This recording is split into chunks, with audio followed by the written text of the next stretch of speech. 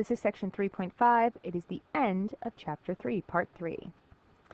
So this is going to be a little more algebraic in nature. So we're going to start out with slope. And if you recall, slope is really rise over run, or the change in y over the change in x. We're going to be using the formula y sub 2 minus y sub 1 over x sub 2 minus x sub 1. It doesn't matter which one is our x1, x2, y, any of that. But I'm just going to label them as that for now. So when I plug it in, we're going to have negative 9 minus 3 over 3 minus negative 6. I'm going to do a little sneaky plus there. So we have a negative 12 over a 9.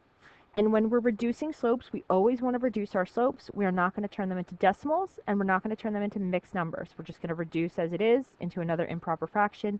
So this could be negative 4 over 3. I'm not going to label these, but I'm going to do the same thing for number 2. My slope would be 18 minus 24 over 13 minus 21. So that's going to give us negative 6 over negative 8. So negative over negative cancels to become positive, and 6 over 8 is 3/4. And then our third one here, our slope is going to be 9 minus 6 over 1 minus negative 3. We're going to turn that into 1 plus 3. So the top is 3 and the bottom is 4. The next thing we'll talk about is the equation of a line. So we're going to be able to write the equation of a line if we know the slope and if we know a point on that line. I'm going to use point slope form, which is y minus y sub 1 equals m times x minus x sub 1. We're going to plug in the x sub 1, y sub 1, and m, and then we're going to actually solve it for y, which means we're rewriting it into slope-intercept form, which is y equals mx plus b. All of our final answers should be written in y equals mx plus b, unless it's a horizontal or vertical line. So for example 1, we're going to write the equation of the line that passes through this point and has a slope of 1/2. So I'm going to write my equation again, my point slope form. So this is going to be y minus 4 equals 1/2 times x minus negative 6, another sneaky plus there. And I want to get y alone, so I'm going to distribute the 1/2 first. And now I can add the 4. And that is now my equation in slope-intercept form.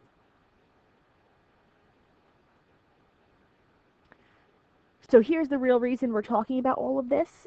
We're learning about parallel and perpendicular lines in chapter 3, which means we should be able to determine if lines are parallel or perpendicular based on their slopes, and also write the equation of lines that are parallel or perpendicular to each other. So parallel lines have the same slope, right? If one line had a slope of 2 and another line had a slope of 2, those lines are parallel. Perpendicular lines have slopes that are opposite sign reciprocals of each other, or they multiply to negative 1. That's another trick you can use to determine if they're perpendicular. So in this example, we're looking at 1 over 7 and negative 7, because that's really negative 7 over 1. 1 was positive, 1 was negative, so they're opposite signs. And reciprocals when you flip a fraction over. So 1 over 7 flipped over is 7 over 1, or just 7. Another example would have been if you had something like 2/3. The opposite of positive is negative, and if I flip this over, it's 3 over 2. If we go back to the first problem we did, where we found our slopes, we could see that problems 2 and 3 are lines that are parallel because they had the same slope, and line 1 is perpendicular to them because it had a slope that is the opposite sign reciprocal. So let's write the equation of the line that passes through 2, negative 8, and is both parallel and then perpendicular to our line y equals 2x minus 3. So for a parallel line, since parallel lines have the same slope, we're just going to identify the slope in the original problem and use that number again. So m will be 2 for my parallel line. So that's going to be y minus y1 equals m times x minus x1. Solve just like before. So we're going to distribute our 2, and then we'll minus our 8. So that's the equation of the line parallel to 2x minus 3 that happens to pass through 2, negative 8. So here, for perpendicular, if the original slope was 2, the perpendicular slope has to be the opposite sign, so it has to be negative, and the reciprocal of 2 is 1/2. So that's the only extra step. We had to figure out what the slope would be before we went to our step of plugging in everything into point slope form. And now we'll solve. So that's going to be negative 1/2 x plus 1, subtract the 8, y equals negative 1/2 x minus 7.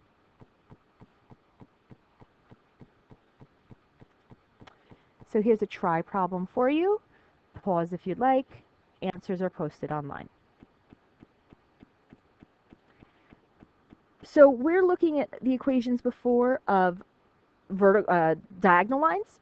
But if lines are horizontal or vertical, they have a different kind of equation, a little bit different. All horizontal lines are parallel to each other. So if these two lines are both horizontal, they are parallel to each other. All horizontal lines are written as y equals just a number. So like this could have been, let's say we had a coordinate plane here. Let's pretend that actually went through it. So this would have been something like y equals 3, and this would have been something like y equals negative 2. And those lines would be considered parallel to each other. Let's draw another coordinate plane. So now let's see some vertical lines, right? These vertical lines would be parallel to each other. And vertical lines are written with the equation x equals.